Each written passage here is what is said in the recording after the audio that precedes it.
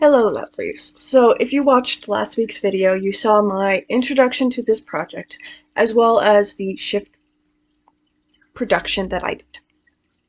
This video is the stays. Now, I was a naughty girl, and I didn't do an order of, like, closest to skin to out. I did stays first. So I bought 1.5 yards of cotton duck material from Joann's. And in this video, you will see two versions of these stays evolve. The first set is just white. It's just a white duck. I did double layers, and it's just white duck. And I bound it with just like I think it was just like a poly cotton blend bias tape. I just did it really easy. I used silver ribbon to do the drawstring in the front and all that, and then I hand worked the eyelets. The second set of stays, I decided to add fashion fabric, which involved either hand basting the material to the fabric or doing a cheat cosplay method. Spray glue! So I spray glued the fashion fabric to the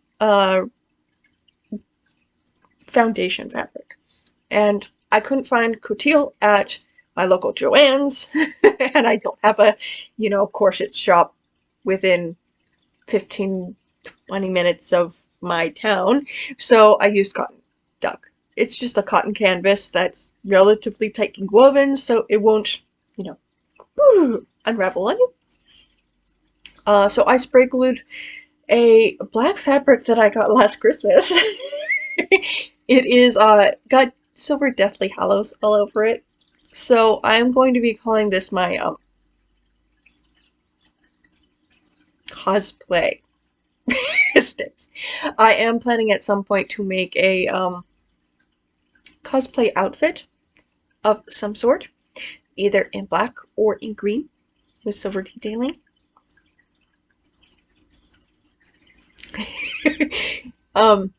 But yes, so I made a second set of stays that will be featured in this, but not featured at the end of this, because for this project I am making a white dress, and black stays under a white dress probably wouldn't do very well. However, I did make them. I will show what I did, because what I did was I just glued the fashion fabric to one layer of the foundation and just made sure to stitch with black thread after that. I did make a bias tape that matched the fashion fabric. I will say that this fabric probably wasn't the best of choice because it had metallic printed on detailing. However, I kind of like it. It's kind of fun. It's kind of ridiculous. For the ribbons, I just used a black poly twill tape. Really inexpensive. Each of these probably cost a total of $15 to make. I used zip ties for the boning.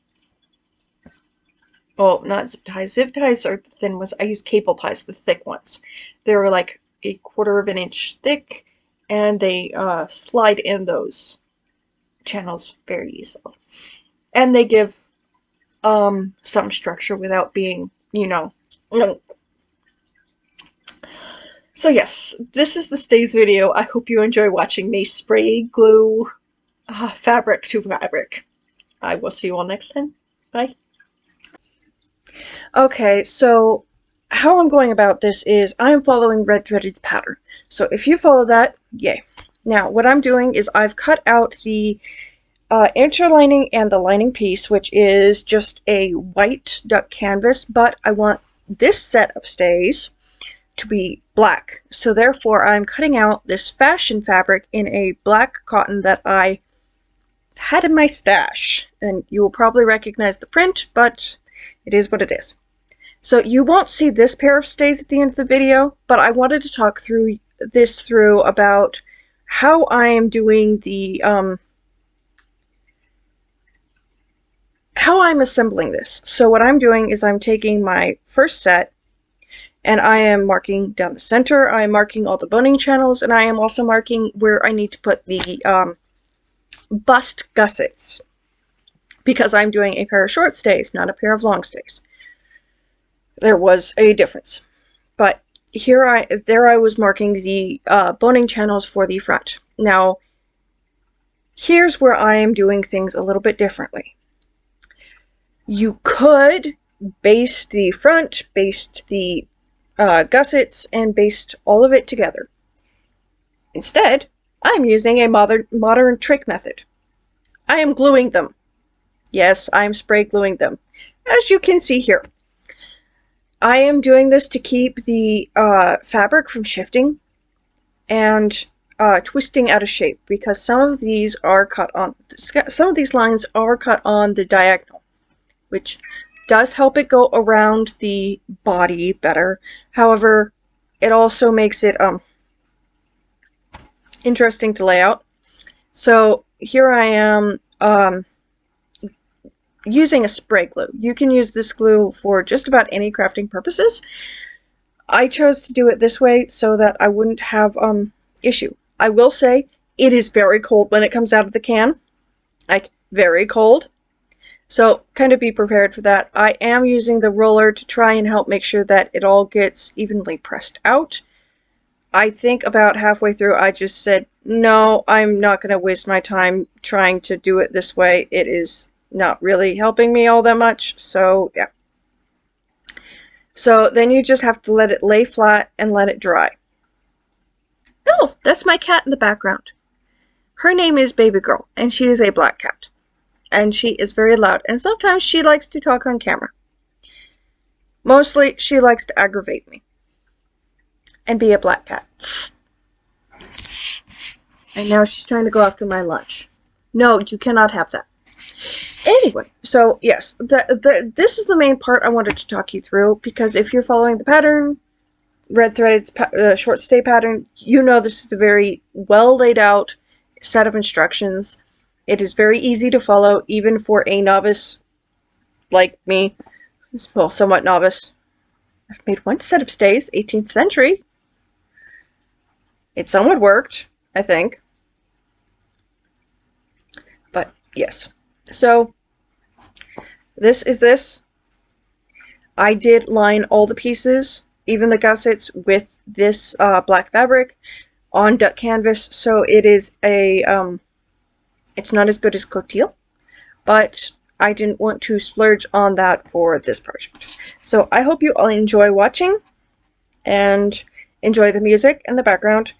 I will say that this set of stays is a transitional stays from 18th century cone shape to this style is heavily influenced by ancient Greek. What you would see their statues look like. It is a more natural, you can probably hear the quotation marks, shape. But I'm not real of. I like looking at Regency fashion. I don't like wearing Regency fashion. But doing this was a good exercise in understanding how these things go together and the different layers you need to, you know, have a decent outfit. So, yes. I hope you all enjoy this process with me. Doing these stays did help me understand, well, partially why the bust line is so high and how it got to be there.